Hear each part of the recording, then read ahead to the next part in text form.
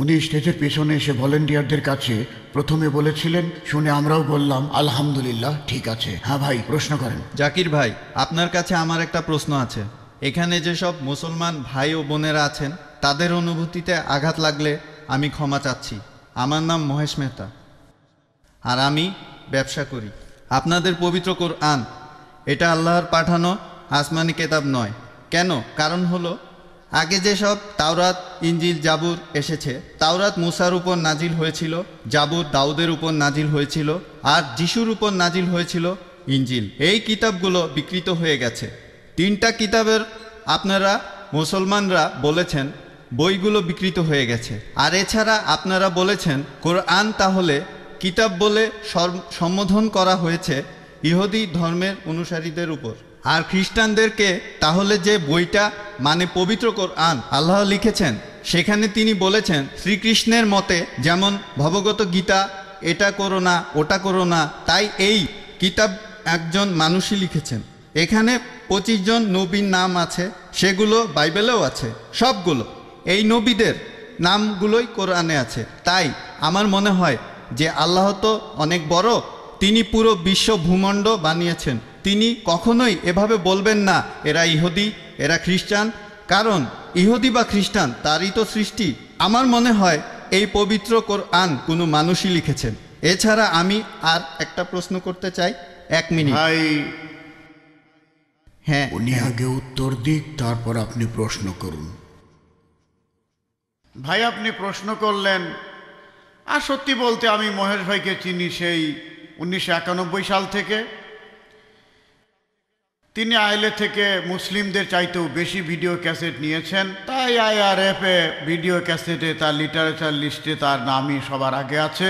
মহেশ ভাই প্রশ্ন করলেন যে আগের আসমানি কিতাবগুলো কোরআন যেমন বলছে, তাওরাত, জাবুর, ইঞ্জিল দেওয়া হয়েছিল মুসাকে, দাউদকে আর যীশু খ্রিস্টকে। মুসলিমরা বলে এগুলো বিকৃত হয়ে গেছে। তাহলে পবিত্র কোরআনে যখন ইহুদিদের কথা বলা হয়েছে যে হে কিতাবীগণ, ইহুদি আর খ্রিস্টানরা যখন তাদের এভাবে সম্বোধন করা হচ্ছে, তাহলে কোরআনও কি মানুষ লিখেছে? ঠিক। আপনার প্রশ্নটা হলো ইহুদি আর খ্রিস্টানদের সম্পর্কে বলা হয়েছে কেন? আপনি যদি আমার আগের লেকচার শুনে থাকেন, his the Quran god short, আপনি কি সেখানে ছিলেন? না, আমি সেখানে ছিলাম না। সেখানে আমি সব বিস্তারিতভাবে বলেছি, এখন আর সেগুলো রিপিট করব না। সেখানে বলেছি মানুষ কিভাবে অভিযোগ করে যে নবীজি নিজে এটা লিখেছেন, তিনি লিখেছেন, আর কেন লিখেছেন, ক্ষমতা বা অন্য কিছু ইত্যাদি। লেকচারটা ছিল 2 ঘন্টার, সেগুলো রিপিট করব না। তবে আপনার মূল প্রশ্নতে আসি। কোরআন বলছে যে হে কেতাবীগণ, তার মানে এর মানে দাঁড়াচ্ছে এই কোরআন লিখেছে একজন মানুষ। ভাই, কোরআন পড়লে দেখবেন, আর আপনি ঠিকই বলেছেন, কোরআনে 25 জন নবীর নাম বলা হয়েছে, আর এখানে যতজন নবী রাসূলের নাম বলা হয়েছে তারা সবাই ইহুদি। দেখবেন যে এই নামগুলো বাইবেলেও বলা হয়েছে। কোরআনের প্রায় 1/3 ইহুদিদের সম্পর্কে বলা হয়েছে। কেন? এটা উদাহরণ যে আল্লাহ তাআলা সুবিধা দিয়েছিলেন ইসরায়েলের মানুষদের, হে বনি ইসরায়েল, আমি একসময় তোমাদের অনুগ্রহ করেছিলাম, কিন্তু তোমরা তখন এই কাজগুলো করেছো। পবিত্র কোরআনে এই উদাহরণগুলো দিয়েছেন আল্লাহ তাআলা, যে তারা নবী ছিলেন যারা আগে এসেছিলেন এই মানুষদের কাছে। কিছু মানুষ নবীকে প্রত্যাখ্যান করেছিল, কিছু মানুষ গ্রহণ করেছিল। এখানে উদাহরণ দিতে গিয়ে বলা হয়েছে, কুল ইয়া আহলাল কিতাব, বলো হে কিতাবীগণ, তাআলা ইলা কালিমাতিস সাওয়াইন বাইনানা ওয়া বাইনাকুম, এসো সেই কথায় যাহা আমাদের ও তোমাদের মধ্যে এক। তাহলে কোরআন এখানে মুসলিমদের বলছে যে তোমরা কেতাবীদের সাথে এ বিষয়ে কথা বলবে। কেতাবীগণ মানে যারা আসমানি কিতাব পেয়েছে। সেখানে পবিত্র কোরআন পরিষ্কার বলেছে, যখন কোরআনে আহলে কিতাব বলা হচ্ছে, ইহুদি আর নাসারাদের কথা বলা হচ্ছে, ইহুদি আর খ্রিস্টানদের, তাহলে আল্লাহ বলছেন মুসলিমদের কেতাবীদের সঙ্গে কথা বলতে। আল্লাহ আরো বলেছেন ইয়া আহলাল কিতাব, হে কিতাবীগণ। তার মানে কোরআন এখানে শুধু মুসলিমদের বলছে না, শুধু আরবদের বলছে না, কোরআন এখানে কিতাবীদেরও বলছে। সেই জন্য আমি বলেছি যে এই সর্বশেষ চূড়ান্ত আসমানি কিতাব পবিত্র কোরআন শুধু মুসলিম বা আরবদের জন্য নাজিল হয়নি, নাজিল হয়েছে পুরো মানব জাতির জন্য। যদি এটা কোনো মানুষ লিখত, যদি কোরআন কোনো মানুষ লিখত, আপনি যেটা বললেন, তাহলে আল্লাহ কখনই বলতেন না যে যাও ইহুদি আর খ্রিস্টানদের বলো তাদের ধর্মগ্রন্থে এটা আছে। আর সেই সময় অনেক মানুষই এটা জানতো না। যে অতীতে ইহুদি আর খ্রিস্টানদের কি হয়েছিল, যখন তারা চেক করলো দেখা গেল সত্যি। এরপর কোরআনে অনেক ভবিষ্যৎবাণীও করা হয়েছে পৃথিবীতে ভবিষ্যতে কি ঘটবে। তাহলে এ সমস্ত কথা এগুলো কোনো মানুষ লিখতে পারে না। বিস্তারিত জানার জন্য আমার ভিডিও ক্যাসেট দেখেন, ইজ দ্য কোরআন গডস্টার। আশা করি উত্তরটা পেয়েছেন। আরেকটা কথা বলবো, আমি 55টিরও বেশি দেশ ভ্রমণ করেছি। আপনাদের কোরআন ও হাদিস মূর্তি পূজাকে নিষিদ্ধ করেছে।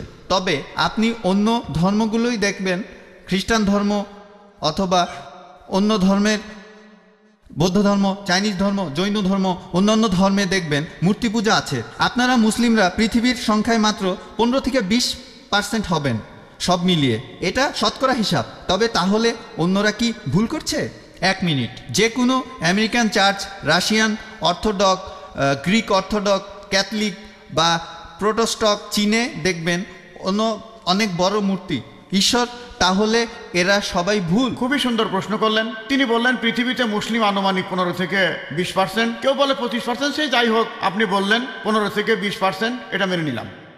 আপনি বললেন যে খ্রিস্টানরা তারা মূর্তি পূজা করে, আমিও একমত।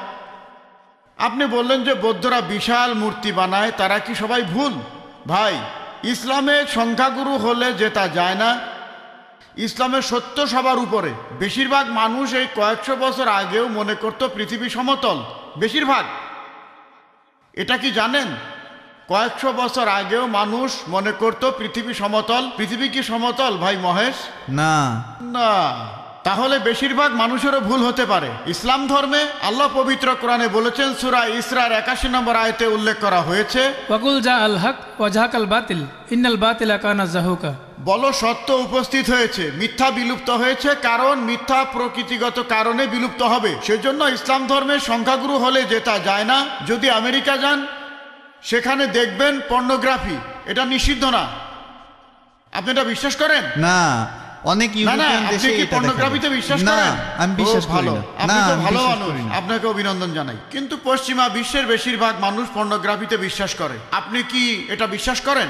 আপনি কি পর্নোগ্রাফি দেখবেন? খুব ভালো, ভালো ছেলে। দেখেন, আপনি সত্যের কাছাকাছি আছেন। সংখ্যাগুরু হলে জেতা যায় না। আপনি তখন বললেন যে খ্রিস্টান ধর্মে সবাই মূর্তি পূজা করে। খ্রিস্টান ধর্মে আসলে মূর্তি পূজা নেই। কিছু খ্রিস্টান মূর্তি পূজা করে, যেমন কিছু মুসলিম ভুল কাজ করে। যদি খ্রিস্টানদের বাইবেল পড়েন, আর আমি নিশ্চিত আপনি বাইবেল পড়েছেন, বাইবেলে উল্লেখ করা আছে, বুক অব ডিউটেরোনমি 5 নম্বর অধ্যায়ের 7 থেকে 9 নম্বর অনুচ্ছেদে বলা হয়েছে, তোমরা আমার কোনো প্রতিমূর্তি তৈরি করবে না। মহান স্রষ্টা তিনি বলেছেন, ওল্ড টেস্টামেন্টে আছে, তোমরা আমার কোনো প্রতিমূর্তি তৈরি করবে না। কোনো কিছুই না যেটার সাথে মিল আছে আকাশমণ্ডলীর কিছু, পৃথিবীর কিছু, অথবা পৃথিবীর নিচের কিছু। তোমরা তাদের সেবা করবে না, তাদের কাছে নতজানু হবে না, কারণ আমি তোমাদের ঈশ্বর এবং প্রভু খুবই প্রতিহিংসা পরায়ণ। এই কথা আরো আছে বুক অফ এক্সোডাস 20 নম্বর অধ্যায়ের 3 থেকে 5 অনুচ্ছেদে, যে তোমরা আমার কোনো প্রতিমূর্তি তৈরি করবে না। কোনো কিছুই না যার সাথে মিল আছে আকাশের কিছুর, পৃথিবীর কিছুর, অথবা পৃথিবীর নিচের কিছুর। তোমরা তাদের সামনে নতজানু হবে না, সেবা করবে না, কারণ আমি তোমাদের ঈশ্বর এবং প্রভু খুবই প্রতিহিংসা পরায়ণ। তাহলে ওল্ড টেস্টামেন্ট অনুযায়ী মূর্তি পূজা নিষিদ্ধ কাজ। আর যিশু খ্রিস্ট নিজেই বলেছেন, যেটা আছে গসপেল অফ ম্যাথিউ 5 নম্বর অধ্যায় 17 থেকে 20 অনুচ্ছেদে, মনে করো না আমি নবীদের আইন বাতিল করতে এসেছি। এগুলোকে বাতিল করতে আসিনি, পূরণ করতে এসেছি তোমাদের মধ্যে। যদি কেউ কোনো একটা আইন ভাঙে আর অন্য কেউ ভাঙতে বলে, সে তাহলে স্বর্গের রাজ্যে প্রবেশ করতে পারবে না। আর যে এই আইনগুলো মেনে চলবে, সে স্বর্গের রাজ্যে প্রবেশ করতে পারবে।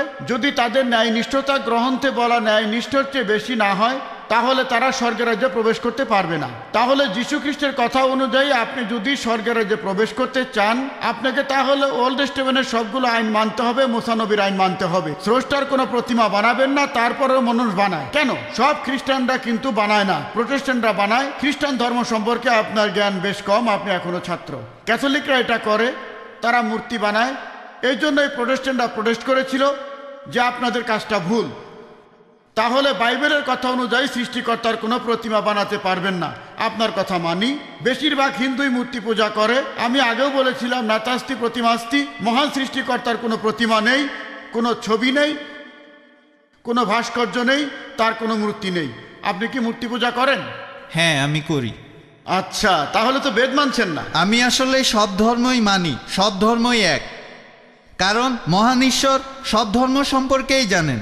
ভাই আপনি যদি সবগুলো ধর্মই বিশ্বাস করেন তার মানে আপনি অন্য ধর্ম পালন করছেন কিনা জানি না, তবে হিন্দু ধর্ম পালন করছেন না। আপনি হিন্দু ধর্ম পালন করছেন না। আমি আপনাকে বলি, ঈশ্বর তো ঘুমাচ্ছেন না, তিনি সবই জানেন। তিনি তো সবকিছু সৃষ্টি করেছেন, সবকিছু। তাই তিনি সব ধর্ম সম্পর্কেই জানেন, যেমন ইসলাম। ভাই আপনি একবারে একটা প্রশ্ন করেন, লম্বা লাইন দেখা যাচ্ছে, তাই প্রশ্নটার উত্তর দিচ্ছি। এরপর লাইনের পেছনে গিয়ে দাঁড়াবেন, তারপর সময় আসলে প্রশ্ন করবেন, ঠিক আছে? প্রশ্ন করেছেন ঈশ্বর কি ঘুমাচ্ছেন? আল্লাহ এ কথার উত্তর দিয়েছেন পবিত্র কোরআনে সূরা বাকারার 255 নম্বর আয়াতে উল্লেখ করা হয়েছে। আল্লাহ বলেছেন, আল্লাহু লা ইলাহা ইল্লাহু আল হাইয়ুল কাইয়্যুম লা তাখুযুহু সিনাতুন ওয়ালা নাওম। যে আল্লাহ অবিনশ্বর, চিরস্থায়ী, তিনি কারো মুখাপেক্ষী নন, তার নিদ্রার প্রয়োজন হয় না, তন্দ্রা তাকে স্পর্শ করে না, বিশ্রামের প্রয়োজন হয় না। আমাদের ঘুমানোর প্রয়োজন হয়, আমাদের বিশ্রাম নেওয়ার প্রয়োজন হয়, আল্লাহ তাআলার ঘুমানোর প্রয়োজন হয় না। আল্লাহ তাআলা পবিত্র কোরআনে বলেছেন তিনি যদি চাইতেন তাহলে পৃথিবীর প্রত্যেকটা মানুষকে বানাতে পারতেন মুসলিম হিসেবে বানাতে পারতেন। আল্লাহর কাছে খুবই সোজা, শুধু কুন ফায়াকুন। তবে এই জীবনটা পরকালের জন্য পরীক্ষা। আল্লাহ আপনাকে পরীক্ষা করছেন, আমাকেও পরীক্ষা করছেন। আল্লাহ যদি চান আপনি আর কখনো মূর্তি পূজা করবেন না, তাহলে তো পরীক্ষাটা থাকলো না।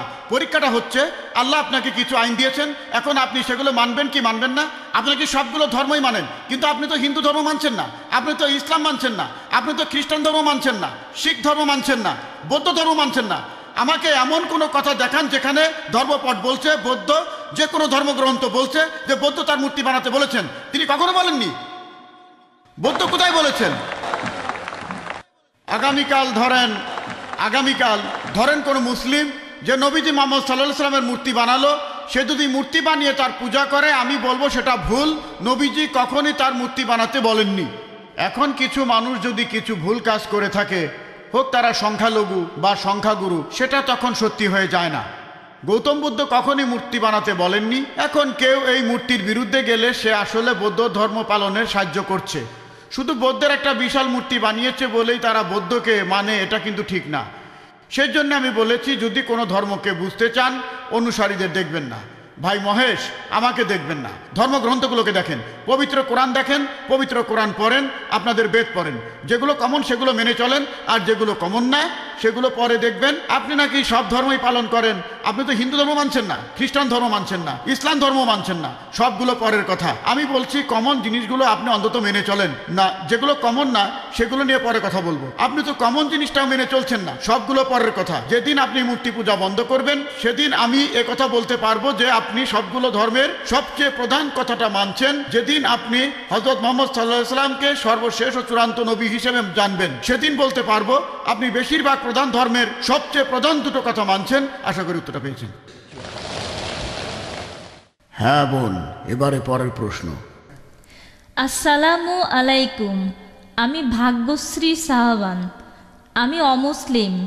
এখানে সবার সামনে আমি ইসলাম গ্রহণ করতে চাই, কারণ আমি চাই কিয়ামতের দিন আপনারাও আমার পক্ষে সাক্ষ্য দেবেন। আশহাদু আন্না ইল্লাল্লাহ আশহাদু আন্না মুহাম্মাদু রাসূলুল্লাহ। মাশাআল্লাহ বোন, উনি ডক্টর জাকিরের সাথে কথাগুলো আরেকবার বললে ভালো হয়। এখন আমি বলছি আর আমার সাথে সাথে আপনিও বলুন। আশহাদু আল্লা ইলাহা ইল্লাল্লাহ ওয়া আশহাদু আন্না মুহাম্মাদান রাসূলুল্লাহ। আমি সাক্ষ্য দিচ্ছি যে আল্লাহ ছাড়া কোনো উপাস্য নেই, আর নবীজি মুহাম্মদ সাল্লাল্লাহু আলাইহি ওয়াসাল্লাম হলেন মহান আল্লাহ তাআলার প্রেরিত পুরুষ। শান্তির ধর্মে আপনাকে স্বাগতম বোন। আমাদের এই এক্সিবিশন অ্যান্ড কনফারেন্সে এই 10 দিনে অনেক মানুষই ইসলাম ধর্ম গ্রহণ করেছেন। আমাদের বক্তাদের কাছে বিভিন্ন প্রশ্ন করা হয়েছে, তারা বুঝেছেন যে এটাই হচ্ছে একমাত্র সমাধান মানুষের জন্য। আপনাকে অনেক ধন্যবাদ বোন, আর আল্লাহর কাছে দোয়া করছি যেন আপনি জান্নাতে যেতে পারেন, পৃথিবীতে শান্তি পান আর পরকালেও শান্তি পান ইনশাল্লাহ। প্রশ্নটা আমার এক অমুসলিম বান্ধবীর, সে পরিচয় দিতে অনিচ্ছুক। আপনার বান্ধবীর হয়ে আপনি প্রশ্ন। আমার বান্ধবী MBA ছাত্রী, তার প্রশ্ন হলো আল্লাহ যেন আল্লাহ বলে ডাকা হয়, অন্য কোনো নামে ডাকা হয় না কেন? বোন, আপনি প্রশ্ন করলেন যে আল্লাহকে কেন আল্লাহ বলে ডাকা হয়, অন্য নামে কেন ডাকা হয় না? এর উত্তর পবিত্র কোরআনের সূরা বনী ইসরাঈলের 110 নম্বর আয়াতে উল্লেখ করা হয়েছে। পবিত্র কোরআনে বলা হয়েছে, কুল উদউল্লাহ আবিদুর রহমান আইয়াম্মা তাদউ ফালাহু আসমাউল হুসনা। তোমরা তাকে ডাকো আল্লাহ বলে অথবা রহমান বলে ডাকো, তোমরা তাকে যে নামেই ডাকো না কেন, সকল সুন্দর নামগুলো তাহারই। আপনি মহান স্রষ্টা আল্লাহ সুবহানাহু ওয়া তাআলাকে ডাকতে পারেন যে কোনো নামে, তবে সেটা হতে হবে সঠিক নাম, সেটা আদি বিশুদ্ধ নাম, এমন হতে হবে যেটা তিনি নিজেই দিয়েছেন। পবিত্র কোরআন এবং সহিহ হাদিসে আল্লাহর নাম উল্লেখ আছে 99টা। আর রহমান, আর রহিম, আল করিম, আল হাকিম, পরম দয়ালু, পরম করুণাময়, পরম জ্ঞানী, সব মিলিয়ে 99টা, আর সবার উপরে সেটা আল্লাহ। আর এই কথাটা যে সুন্দর নামগুলো আল্লাহর, এটা সূরা ইসরার 110 নম্বর আয়াতে উল্লেখ আছে। এছাড়া সূরা তাহার 8 নম্বর আয়াতে উল্লেখ করা হয়েছে, সূরা আজাফের 180 নম্বর আয়াতে আছে, সূরা হাশরের 24 নম্বর আয়াতে আছে। এখানে আল্লাহ বলেছেন যে সুন্দর নামগুলি সেগুলি আল্লাহ, আর সবচেয়ে শ্রেষ্ঠ নাম আল্লাহ। এখন মুসলিমরা আল্লাহকে কেন আরবিতে আল্লাহ বলে ডাকি, কেন ইংরেজিতে গড বলে ডাকি না? আসলে এর কারণটা হচ্ছে অন্য সব নামগুলো আর শব্দ সেগুলোকে আমরা বিকৃত করতে পারি। যেমন ধরেন ইংরেজিতে গড শব্দটা, যদি গডের পরে একটা এস লাগাই, এটা হবে গডস, ঈশ্বরের বহুবচন। আল্লাহর কোনো বহুবচন হয় না। কুল হু আল্লাহু আহাদ, বলো তিনি আল্লাহ এক অদ্বিতীয়। যদি গডের পরে ডিএসএস যোগ করেন, এটা হবে গডেস, মহিলা ঈশ্বর। ইসলামে পুরুষ আল্লাহ আর মহিলা আল্লাহ বলে কিছু নেই। আল্লাহ সুবহানাহু ওয়া তাআলার কোনো লিঙ্গ নেই। যদি গডের পরে ফাদার যোগ করেন, সেটা হবে গডফাদার, সে আমার গডফাদার, সে আমার অভিভাবক। ইসলাম ধর্মে আল্লাহ আব্বা বা আল্লাহ ফাদার বলে কিছু নেই। যদি গডের পরে মাদার যোগ করেন, সেটা হবে গড মাদার। ইসলাম ধর্মে আল্লাহ মাদার বা আল্লাহ আম্মি বলে কিছু নেই। যদি গডের আগে টিন শব্দটা যোগ করে দেন, সেটা হবে টিন গড, অর্থাৎ নকল ঈশ্বর। টিন আল্লাহ বলে কিছু নেই ইসলামে। আর এই জন্যই আমরা মুসলিমরা আমরা আল্লাহ তাআলাকে ডাকি আরবি শব্দ আল্লাহ বলেই। আর এই কারণেই এই আল্লাহ শব্দটা বেশিরভাগ প্রধান ধর্মগ্রন্থগুলোতে দেখতে পাবেন। যদি শিখ ধর্মগ্রন্থ পড়েন, সেখানে মহান সৃষ্টিকর্তার একটা বৈশিষ্ট্য বলা হয়েছে আল্লাহ। যদি খ্রিস্টানদের বাইবেল পড়েন, গসপেল অফ মার্ক 15 অধ্যায় 34 অনুচ্ছেদে আছে, গসপেল অফ ম্যাথিউ 27 অধ্যায়ের 46 অনুচ্ছেদে আছে, বলা আছে যে যীশু খ্রিস্টকে যখন ক্রুশবিদ্ধ করা হলো, তিনি বলেছিলেন এল্লাই এল্লাই লাম্বাক সাবাক্তানি, ঈশ্বর ঈশ্বর কেন তুমি আমাকে ত্যাগ করলে। এই এল্লাই এল্লাই লামা সাবাক্তানি শুনে কি মনে হয়? ঈশ্বর ঈশ্বর কেন তুমি আমাকে ত্যাগ করলে না? তবে এটার যদি আরবি করেন, এটা হবে এল্লাই এল্লাই লামা তারাক্তানি, একই রকম। এই হিব্রু আর আরবি ভাষা দুটো একই রকম। আর আপনারা ধর্মীয় ডিকশনারিতে দেখবেন, সেখানে বলা হয়েছে আল্লাহ বা এল্লাই, একই কথা আল্লাহ, ALLAH, একই। তাহলে আল্লাহ শব্দটা বাইবেলেও আছে, হিন্দু ধর্মগ্রন্থেও আছে, বেদে উল্লেখ করা আছে। একটা আলাদা উপনিষদ আছে যার নাম আল্লাহ উপনিষদ। তাহলে এই আল্লাহ শব্দটা, এই শব্দটা উল্লেখ করা হয়েছে বিভিন্ন প্রধান ধর্মগ্রন্থে। এটাই হলো স্রষ্টার সবচাইতে সঠিক ও শুদ্ধ নাম। আশা করি উত্তরটা পেয়েছি। কোনো অমুসলিম ভাই কি প্রশ্ন করবেন? হ্যাঁ ভাই। স্যার, আমার নাম গিলরয়, বোম্বেতে থাকি। আমি ব্যবসা করি। আমাকে সুযোগ দেওয়ার জন্য ধন্যবাদ। প্রশ্ন করার জন্যে অনুষ্ঠানটা বেশ উপভোগ করেছি। এই প্রথম এসেছি। আমার প্রশ্নটা ধর্মান্তরিত হওয়া প্রসঙ্গে, ইসলামে আসা অথবা বের হয়ে যাওয়া। এখন অনেক মুসলিম দেশেই ইসলাম থেকে কেউ অন্য ধর্ম গ্রহণ করতে পারে না। কিছু দেশে জবরদস্তি করা হয় বা মৃত্যুদণ্ড দেওয়া হয়। তবে ভুল হলে শুধরে দেবেন। আমি ঠিক জানি না, তবে যে দেশে অমুসলিমের সংখ্যা বেশি, সেখানে অন্য ধর্ম থেকে ইসলামে আসতে বাধা দেওয়া হয় না। এখন ইসলাম ধর্মে সঠিক নিয়মটা কি? কারণ আপনার লেকচারেই বললেন ইসলাম ধর্মে কোনো জবরদস্তি নেই, আর পৃথিবীর লক্ষ লক্ষ মানুষ ইসলাম ধর্ম গ্রহণ করছে। তাহলে ধর্মান্তরিত হতে বাধা দেওয়া হচ্ছে কেন? তারা কি ঠিক করছে? এখানে অনুমতি দিলে অসুবিধা কোথায়? কেউ যদি স্বেচ্ছায় ইসলাম ধর্ম ত্যাগ করতে চায় তাকে বাধা দেওয়া হবে কেন? আপনি আমেরিকাকে দেখেন, যেখানে বেশিরভাগ মানুষ খ্রিস্টান, তাদের বেশিরভাগই খ্রিস্টান ধর্মের অনুসারী। যদি তারা ধর্ম পরিবর্তনে বাধা দেয়, যদি ইসলাম ধর্ম গ্রহণে বাধা দেয়, সেরকম হলে আপনি কি বলবেন?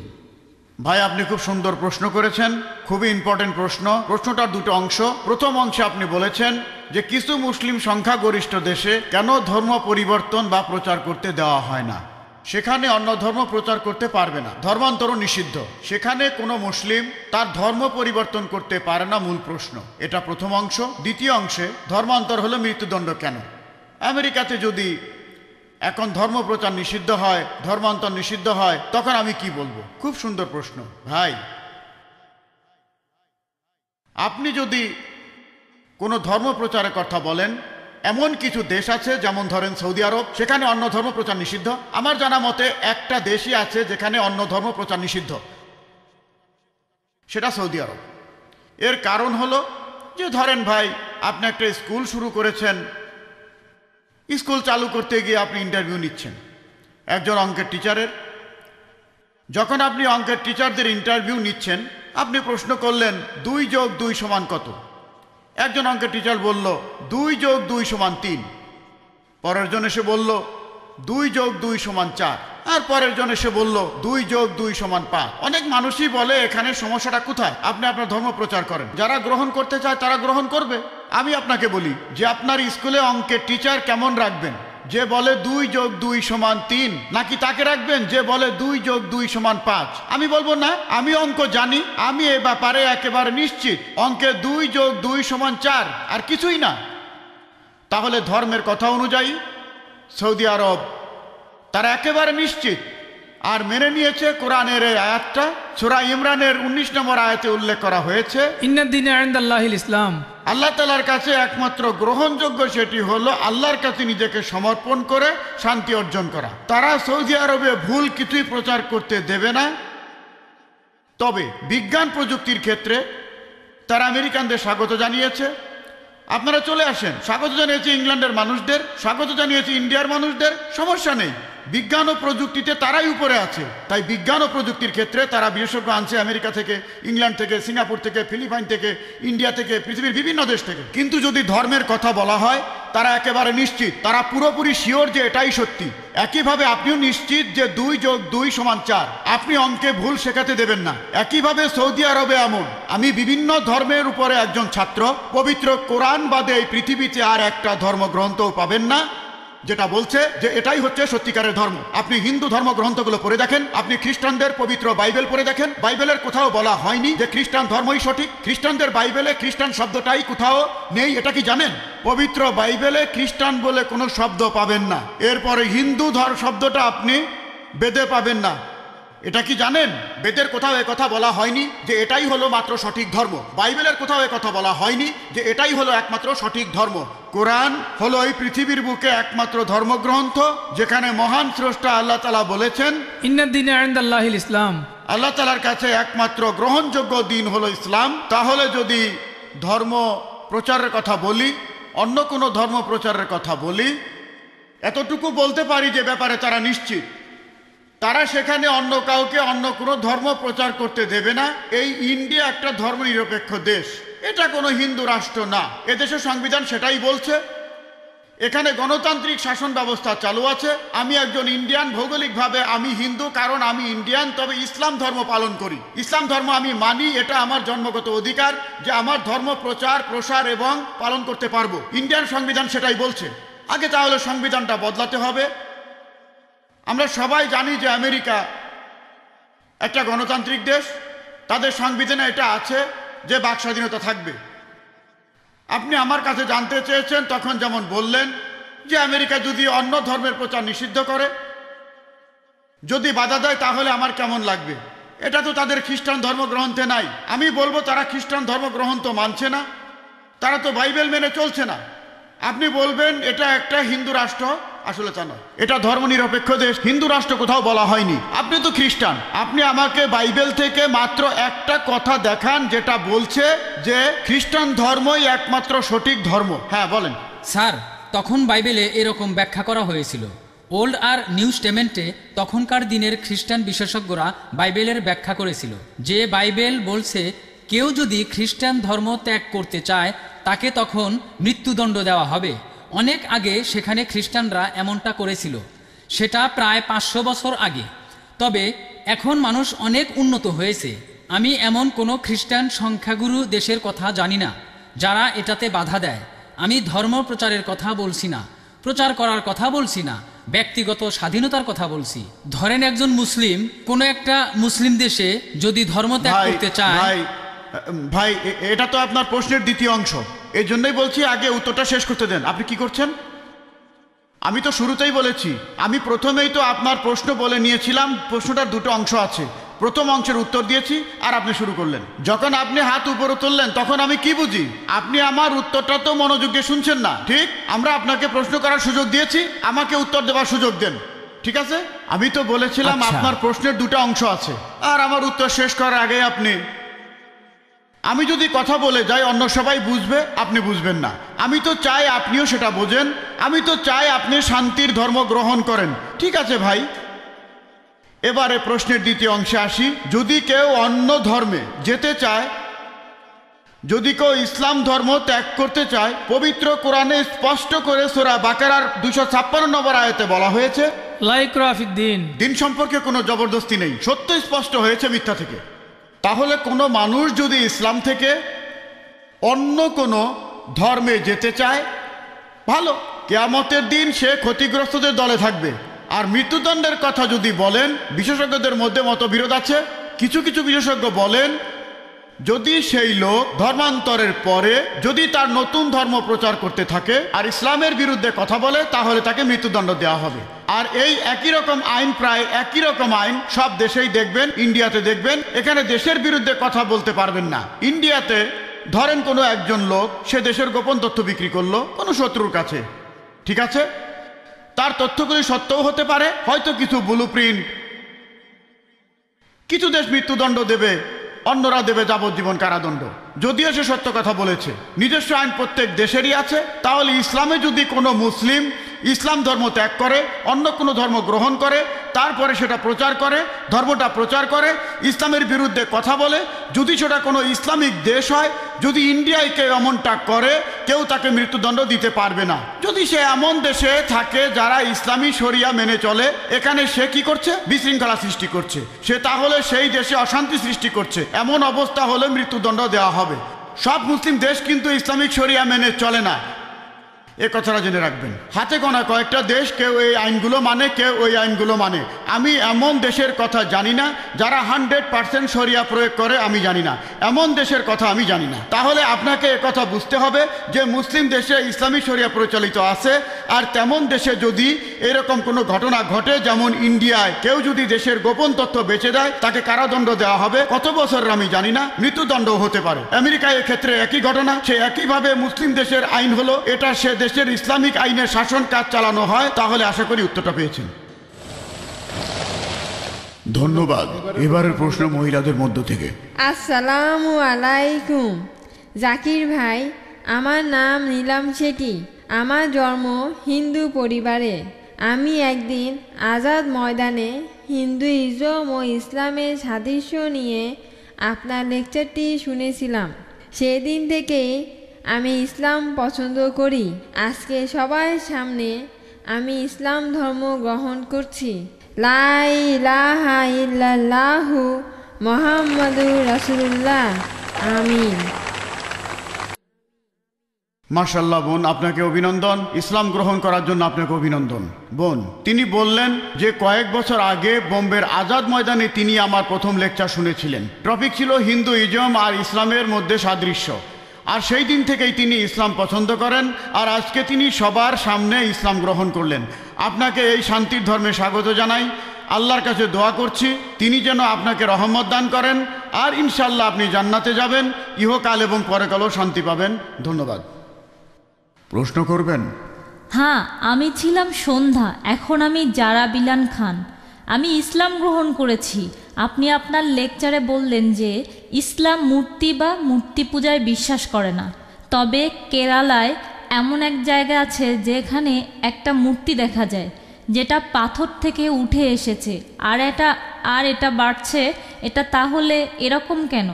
বোন, আপনি প্রশ্ন করলেন যে ইসলামে মূর্তি পূজা নেই, কিন্তু তিনি জানেন যে কেরালার কোনো একটা জায়গায় সেখানে কোনো একটা পাহাড়ের ভেতর থেকে একটা মূর্তি বের হয়ে আসছে আর সেটা বাড়ছে। কিভাবে সেটা বাড়ছে? আপনার প্রশ্ন তার মানে এই মূর্তিটার ভেতরে কিছু আছে। বোন, আপনি কি জানেন যে পাহাড়ও বড় হয়? এটা কি জানেন? হ্যাঁ, যদি এটা জানেন তাহলে মূর্তিটাও তো বড় হতে পারে। তার মানে এই না, এমন না যে সেই মূর্তির ভিতর জীবন আছে। না, মূর্তিটা পাথরের ভেতর থেকে এসেছে। ওখানে আগে কোনো মূর্তি ছিল না, পাথরের মধ্য থেকে মূর্তিটা বের হয়েছে।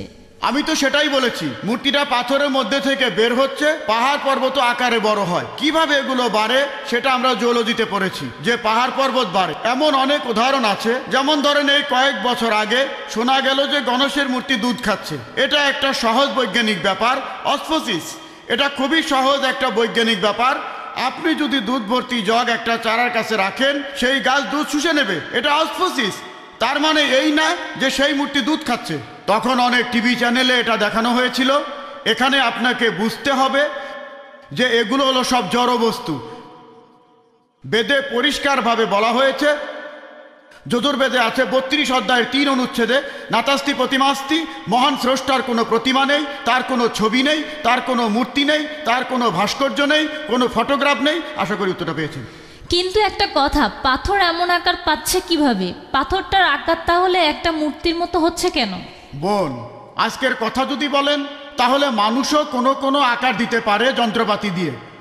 প্রাকৃতিকভাবে কোনো আকার তৈরি হতে পারে, এটা খুবই স্বাভাবিক। এমন অনেক কথা শোনা যায় যে একটা গাছ আছে, দেখলেন লেখা আছে ওম, অথবা কোনো গাছে লেখা লা ইলাহা ইল্লাল্লাহু। এই সমস্ত ব্যাপার আসলে একেবারে গুরুত্বহীন। আমরা এখানে কথা বলছি সত্য নিয়ে। বোন, অনেক পাহাড় আছে দেখতে মানুষের মুখের মতো, এমনটা দেখেছেন আপনি? এটা প্রকৃতির খেলা। পাথরের আকার থাকলে সেটা অলৌকিক হয়ে যায় না। আমরা মেনে চলবো বেদের কথা, কোরআনের কথা, বাইবেলের কথা, যেটা বলছে মহান সৃষ্টিকর্তার প্রতিমূর্তি নেই। পাথর দেখতে মানুষের মতো হতে পারে, কোনো ছবির মতো হতে পারে, একটা মূর্তির মতো হতে পারে। তার মানে এই না যে সেটা ঈশ্বর। ধন্যবাদ, ঠিক আছে। আর এসব পাথর দেখবেন বিভিন্ন ছবি আর মূর্তি এগুলো পড়ে গেলে ভেঙে যায়। যখন সে নিজেকেই সাহায্য করতে পারে না, আমাদের কিভাবে করবে? আশা করি উত্তরটা পেয়েছেন। ধন্যবাদ, ঠিক আছে। এবারে শেষ প্রশ্ন মহিলাদের মধ্য থেকে। আসসালামু আলাইকুম ডক্টর নায়েক। আমার নাম মিতা, আমি মিডিয়ায় কাজ করি। আমার প্রশ্নটা হলো, পুজোর প্রসাদ নেওয়া কি মুসলিমদের জন্য হারাম, আর কেন? বোন, আপনি প্রশ্ন করলেন যে মুসলিমদের জন্য পুজোর প্রসাদটা খাওয়া হারাম কিনা।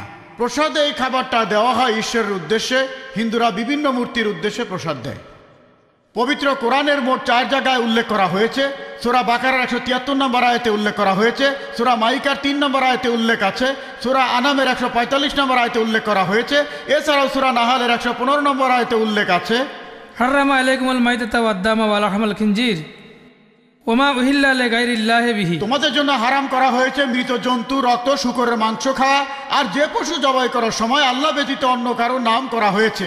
তাহলে যে পশু জবাইকালে আল্লাহ ছাড়া অন্য কারোর নাম নেওয়া হয় সেটা আমাদের জন্য হারাম। আর এই কারণেই পূজার প্রসাদ নিয়ে খাওয়া এটা হারাম ইসলামে।